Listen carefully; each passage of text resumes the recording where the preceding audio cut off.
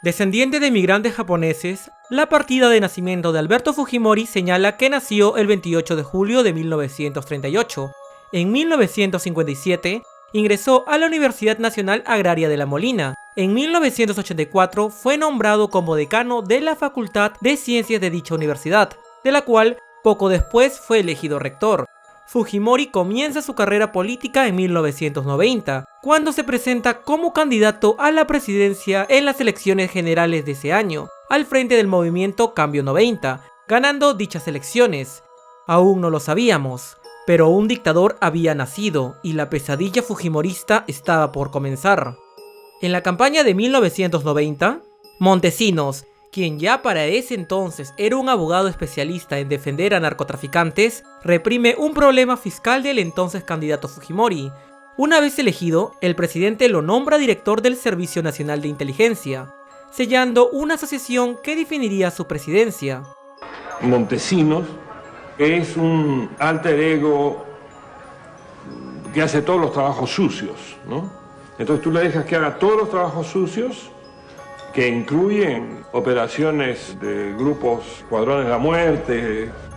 Al poco tiempo, tras una premeditada campaña de desprestigio contra el Poder Judicial y el Congreso, al cual se acusaba de generar ingobernabilidad y entorpecer las medidas necesarias para organizar el Estado, Fujimori emitió un rotundo mensaje a la nación en el cual ordenaba disolver el Congreso de la República y suspender las actividades del Poder Judicial, mientras las Fuerzas Armadas se desplegaban en diferentes ciudades, rodeando las sedes de las principales instituciones democráticas y las casas de opositores políticos, asaltando medios de comunicación y secuestrando personas, como el periodista Gustavo Gorriti. Se conformó entonces el denominado Congreso Constituyente Democrático, el cual elaboró la polémica Constitución de 1993, que permitía la reelección presidencial inmediata, a diferencia de la de 1979 que la prohibía. Además, una de sus primeras medidas adoptadas fue la realización de un fuerte ajuste económico, implantando un esquema económico neoliberal. Si bien llegó a estabilizar la vida económica y permitió la reinserción del Perú en el sistema financiero internacional, las privatizaciones que realizó la administración Fujimori no fueron liberales, sino de capitalismo clientelista, porque privatizó empresas con monopolios legales. Aún así, para la época, el Perú registraba excelentes índices de crecimiento económico debido a esto. En septiembre de 1992, se produjo la captura del líder de Sendero Luminoso, Abimael Guzmán, producto de la paciente labor del Grupo Especialista de Inteligencia, que es el GEIN de la policía, que venía trabajando al mando del coronel Benedicto Jiménez desde 1988. Significó el inicio del derrumbe de este grupo subversivo, lo cual fue aprovechado por el gobierno de Fujimori con fines electorales. Así es, oíste bien. Esto fue aprovechado por Fujimori. El periodista Carlos Paredes aclara en su libro La Hora Final que Alberto Fujimori y su política, marcada ya para ese entonces por escuadrones de la muerte y represión brutal, nada tuvieron que ver con la captura del líder terrorista Abimael Guzmán. Esa fue la paciente proeza del GEIN, Grupo Especialista de Inteligencia, de la PNP, instancia que Montesinos odiaba y celaba mezquinamente por no poder controlarla. Es más, el doc del fujimorismo, desde que estuvo en el poder, siempre estuvo ligado a violaciones de derechos humanos como la matanza de Barrios Altos en 1991, la matanza de 9 estudiantes y un profesor de la Universidad de La Cantuta en 1992, la tortura y posterior asesinato del agente del Servicio de Inteligencia Mariela Barreto en 1996, la tortura de la ex agente Leonor La Rosa en 1997, entre muchos otros casos. Inclusive, desde 1992, se denunciaron varios casos de amenazas e intimidaciones a periodistas. Los más críticos al gobierno, como César Hildebrand, fueron despedidos e incluso se denunciaron planes para el asesinato de estos, con el nombre de Plan Narval. Y no te confundas, todo esto con el beneplácito del presidente. Todo lo que hacía Montesinos debía ser aprobado por Fujimori. No había manera de que éste no supiera exactamente lo que estaba pasando, debido a que ambos trabajaban en equipo. Transcurridos los primeros 5 años de gobierno, Fujimori resultó vencedor en las elecciones presidenciales realizadas en 1995. La mayoría parlamentaria oficialista de ese entonces aprobó la ley 26657, denominada Ley de Interpretación Auténtica, que pretendía justificar la postulación de Alberto Fujimori a un tercer periodo presidencial. Es decir, se interpretaba el segundo gobierno de Fujimori, de 1995 a 2000, como si fuera el primero, basándose en la no retroactividad de las leyes. Uno de los acontecimientos más importantes que tuvieron lugar durante el segundo gobierno fujimorista fue la toma de la residencia del embajador japonés por parte de un comando terrorista del MRTA, en diciembre de 1996. 4 meses después, y tras extensas negociaciones, un comando del ejército liberó a los rehenes, en una operación que dejó como saldo la muerte de un rehén, la de 2 militares y todos los subversivos. Fujimori usó el éxito de la operación para consolidar su apoyo entre la población en un momento en que comenzaban a aparecer crecientes denuncias de corrupción y debilitamiento.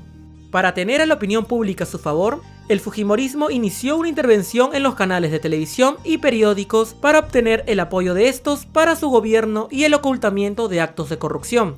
De esta forma, se sobornó a la mayoría de los directores de los principales medios de comunicación del país, con lo cual estos fueron casi siempre favorables al régimen. También se le acusó de financiar a diarios pequeños, la denominada prensa chicha, cuya característica principal era mostrar a los opositores al Fujimorato en sus portadas de forma burlesca.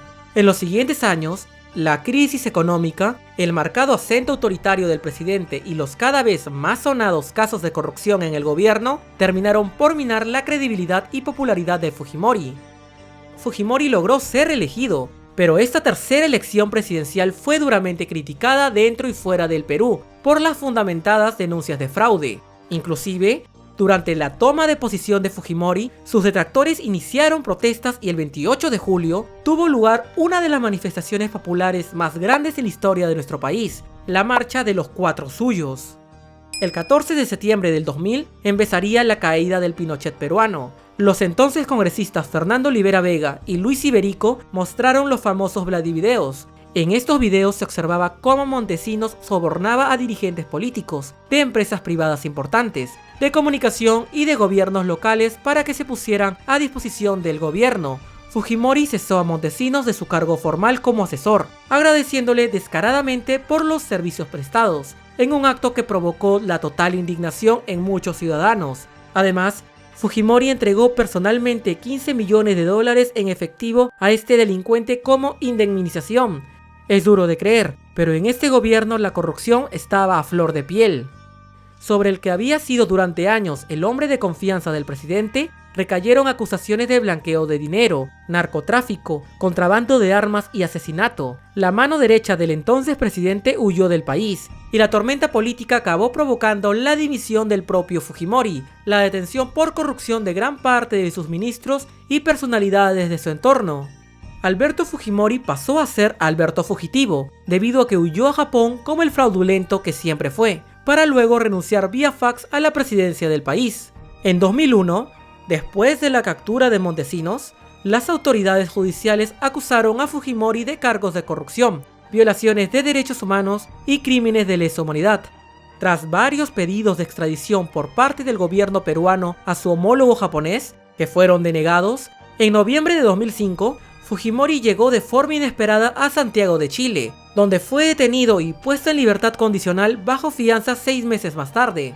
En septiembre de 2007, la Corte Suprema de Chile aprobó su extradición a Perú, donde la justicia inició de inmediato el primer proceso en su contra.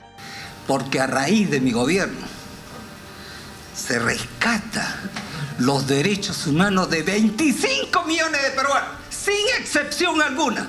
Si se cometieron algunos hechos execrables, los condeno, pero no fueron orden de quien habla. Yo por eso, señor presidente, rechazo los cargos, totalmente. ¡Soy inocente!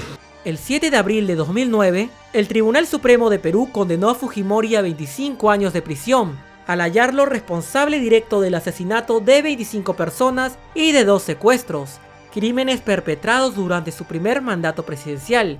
Otro juicio, celebrado sumariamente en 3 días a fines de septiembre de 2009, encontró a Fujimori culpable de los delitos de espionaje telefónico, compra de medios de comunicación y sobornos a parlamentarios, por los que se le condenó a otros 6 años de prisión. Adicional a ello, se le impuso el monto de aproximadamente 27 millones de soles a modo de reparación civil a razón de sus condenas por corrupción. A la cárcel pues. El que humilló a un país que no podía amar, terminaba entre rejas por robar de su tesoro público y crear grupos diestros en matanzas. Desde entonces, su hija ha intentado ser presidenta en 3 ocasiones y ser el continuismo del fujimorismo. El peso de la mochila es excesivo. El apellido que lleva tiene la resonancia de una maldición, la persigue, le dispara por la espalda, como a los de la Cantuta. En diciembre de 2017, este mafioso fue indultado de manera ilegal por el corrupto PPK, quien explicó su decisión como un gesto humanitario que respondía al estado de salud del exmandatario, aunque esto fue una completa mentira. En realidad estaba negociando con su hijo Kenji Fujimori para que PPK no sea vacado del puesto de mandatario, lo cual el indulto Fujimori le garantizaría los votos suficientes en el Congreso por parte de Kenji para evitar la vacancia de ese entonces. Pero un año después tuvo que regresar a la cárcel luego de que el Poder Judicial anulara dicha gracia presidencial. Actualmente, en este 2022, saldrá en libertad o ya está en libertad, dependiendo en qué fecha estés viendo este video, luego de que el Tribunal Constitucional declarara fundado un recurso de habeas corpus que solicitaba restituir el indulto ilegal humanitario que se le otorgó en el 2017. Seamos francos. Este señor que no pagó ni un solo sol de los millones que corresponde, que cometió delitos de lesa humanidad y que siempre estuvo en una cárcel dorada con los mejores lujos, no merece la libertad. Su historia hubiese sido extraordinaria si se hubiese limitado a la reconstrucción económica y a liquidar los rezagos terroristas. No fue así, sin embargo. El sueño autocrático de Fujimori destruyó su gobierno y acabó con su leyenda de eficacia. Alberto Fujimori perdió el honor y la reputación por todo lo que hizo y por todo lo que instigó a hacer. Es cierto que le quedan pocos años y sus médicos y abogados hablan de un indulto humanitario. Muchos dirán que, si el odio nos dejara pensar, veríamos que ser compasivo con un recluso de 83 años y enfermo, dejando que se vaya a su casa, es una demostración de que el Perú es mejor que el hombre que quiso infectarlo por siempre. Yo les diría que la compasión hay que ganarla. Él nunca se disculpó con las víctimas, ni siquiera pagó por muchos de sus crímenes y se declaró inocente. Mucho menos devolvió todo lo que se robó. Hoy en día, su familia al igual que él tampoco dan muestras de arrepentimiento. Todo lo contrario, continúan siguiendo con el estilo golpista del padre.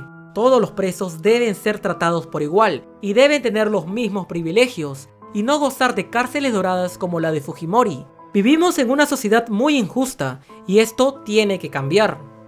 Y bueno, ¿tú qué opinas? ¿Sabías los nefastos crímenes que cometió nuestro último dictador? ¿Estás de acuerdo con la libertad de este rufián? ¿Cómo crees que se sienten sus víctimas con esta noticia? No te olvides de escribirlo. Con gusto te leeré en los comentarios. Si quieres estar atento a más videos como este, no te olvides de suscribirte a mi canal, darle like a este video y activar la campanita para que no te pierdas ninguno de mis siguientes videos. También estamos en Facebook como Rock Suicida y en Instagram como Kevin-Omega-, donde siempre estaré subiendo contenido extra de este canal. Se despide de ti tu hermano Kevin Omega, hasta que nos volvamos a encontrar, Tinku Nakama.